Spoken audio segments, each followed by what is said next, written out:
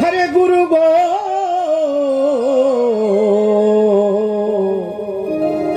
হরে ও গুরু গো হরে আমার দেহের হিসেব বলো গুরু হরে আমার নিকটে উনি আমি রামন গান করি আমার গুরুদেব যিনি তারক সরকার যার নাম শুনেছে অনেক গান দিয়েছেন তারক সরকারের প্রথম ছাত্র যত গায়ক আমাদের এখান থেকে কীর্তনীয় হোক বাউল হোক কবিয়াল হোক আসে শুনে দেখবেন ওনার প্রথম ছাত্র আমি তাই উনি যেখানে আছেন তার চরণে আমার প্রণাম রইল আমি গোপাল দাস বাউলের সঙ্গে বেশ কয়েক আসর করেছিল আজকে আমাদের খোকন দাস বাউল যিনি সিনিয়র ওনার সঙ্গে আজকে প্রথম আসর ওনার আসরে তাই ওনাকে আগে একটা সম্মান করে প্রণাম জানাই ওনার জন্য একটু সবাই তালি দেবেন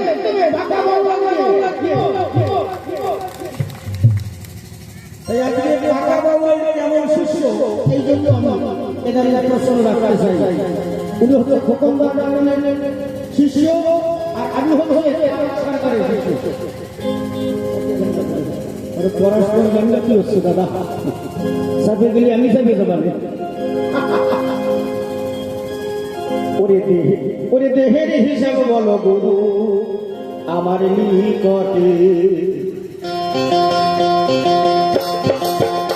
সবাই মিলে ধরে দিয়ে একটা আনন্দ দিতে হবে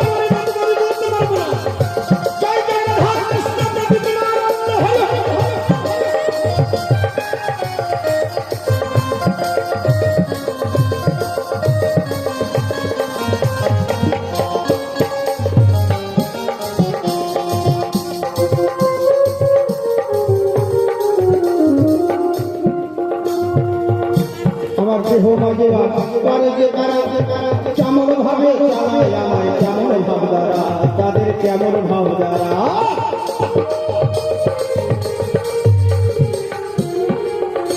আমি কিরূপে কিভাবে কোথায় ছিলাম কার করুণাতে আমি জগতে নাম হায়ের জগতে না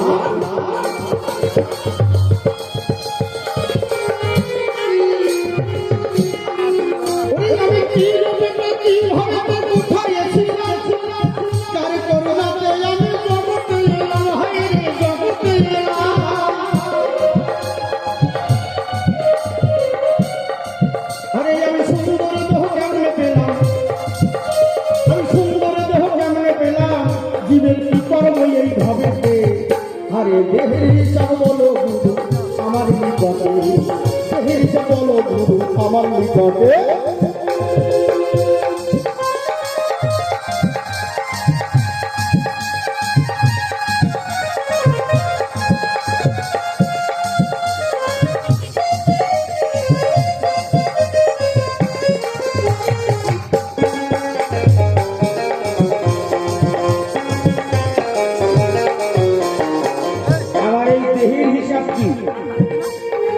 চিত্রদাস বাউল যিনি আমার সঙ্গে রামন গান গেয়ে বেড়ায় আর আমাকে বলে মিত্র কথা নেবা আমার একটু গুরু করবা আমি তোমাকে শিষ্য করবো একটা কথা আপনাদের মুখে আছে কি গুরু করো জেনে মাটি করো এই না তোমার পাশে কি আছে আমি আগে আদায় করবো না তুমি আমার গুরু হতে পারবা কিনা নাকি দাদা এটা ঠিক তো না আমার সাথ তুমি সহ্য করতে পারবা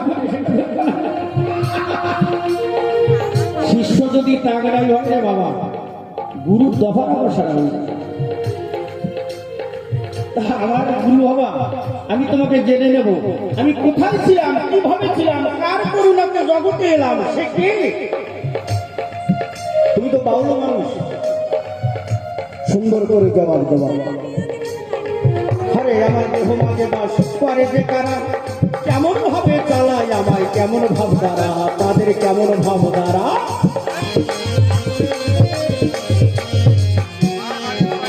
আমি এই দেহ মাঝে বাস করে যে কারা কেমন ভাবে চালায় আমায় কেমন ভাব দ্বারা তাদের কেমন ভাব দ্বারা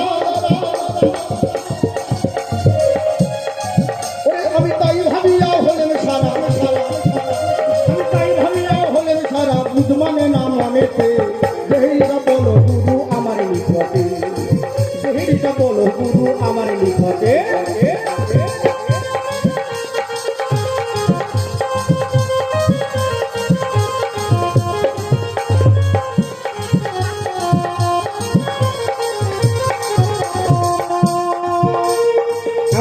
দেহের আয়তন কতটা। আমি যখন প্রথম মাসে মাতৃগর্ভে এসেছিলাম, প্রথম মাসের হিসাব মাতৃগর্ভে কেমন ছিল এটা আমাদের সবার জানার প্রয়োজন নাকি বাবা? দ্বিতীয় মাসে যখন মায়ের গর্ভে ছিলাম, দ্বিতীয় মাসের অবস্থাটা কেমন ছিল, তৃতীয়, চতুর্থ, পঞ্চম, ষষ্ঠম, সপ্তম, অষ্টম, নবম, দশম এবং 10 দিন এই যে পূর্ণ হয়েছে, এটা কেমন অবস্থা তোমার একটু বলতে হবে দয়া করে। কারণ আমার কথা তুমি যদি বলে দিতে পারো তাহলে তোমার গুরু করতে পারো। এর আগে না, আমি মেনে নেব, এই আসলে মেনে নেবো তোমাকে গুরু করবো। আর এনার একটা স্বভাব আছে, চুরি করা স্বভাব। আমি দেখেন কোনো মধ্যে আসলে দাঁড়াইছি, এক ড্রেসে দাঁড়াইছি, কয়েকদিন ধরে রামায়ণ গান গেয়ে বেড়াইতো আমার সঙ্গে। তা বায়নার সময় আগেই কই দিই, তাই তো গান ছিল যে দাদা আপনার বাড়ি গান গাইতে যাবো, কিন্তু কাপড় চোপড় যা আছে সব দামে রাখতেন না। আমার দলে একজন আছে চুরি করা স্বভাব। কারণ ওই যে একটা আস্থা বা ফাল নিয়ে বাজারে যাবেন, এক রঙের কাপড় পাওয়া সম্ভব হয় না, কিন্তু উনি এত রঙের কাপড় কোন জায়গায় পাইছে, কোন কোন মেয়ে ছেলের তা চুরি করছে, কোন কোন বাড়িতে চুরি করছে, কোন জায়গায় চুরি করছে। আর সাবধান, আজকে রাত্রে হয়তো আমরা চলে যাবো, কালকে আবার লোকগীতি আছে, পরশুদিনও আছে, এই জন্য যেতে হবে। কিন্তু মায়েরা যারা আসছেন, দাদারা যারা আসছেন, সাবধানে রুমাল গুলো সাবধানে রাখবেন। উনি কিন্তু রুমাল চুরি করতে বাদ দেয় না।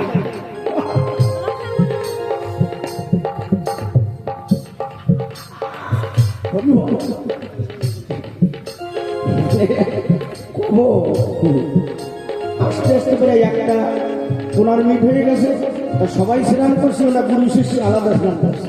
আমরা ছেলেরা যারা এই করছে স্নান করছে, কিন্তু স্নান করে উনি আন্ডার হাতে লাগিয়েছে, সে আন্ডারে চুরি হয়ে গেছে। তোমার স্বভাব তোমার চুরি হবে না, তার মান শিখতে হবে। কি করবো যে যেমন হবে তার আন্ডার প্যান্ট কার কত তো চুরি হবে। এই জন্য আমাদের করি ভাবনা, আমার খাবাই নিও না, আজকে সারা রাত গান শুনবে বেকায় দলি। যদি ভক্ত থাকে কয়েকবার দাঁড়াবানে তা ঠিক নাই, কিন্তু ভক্ত থাকার দরকার। মারামারি করতে গেলে সামনে একজন দরকার না, কব তার সামনে কবো। এই জন্য জানার বিষয় তুমি সুন্দর করে আমাকে বলে দিও।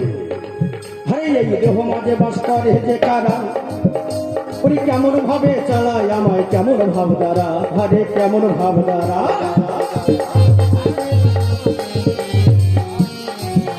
আমি তাই ভাবিয়া হলে সারা বুঝ মানে না মনেতে, দেহিটা বলো গুরু আমার নিকটে, দেহিটা বলো গুরু আমার নিকটে।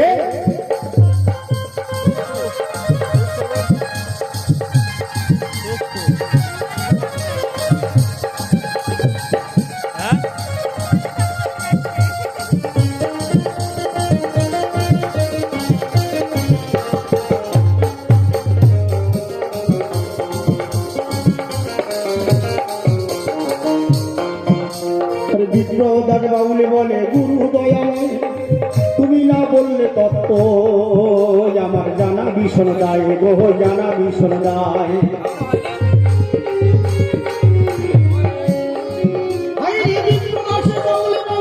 গুরু দয়াময় এইভাবে এসে ওই আমার কোথায় চলে যায়, হায় রে কোথায় চলে যায়।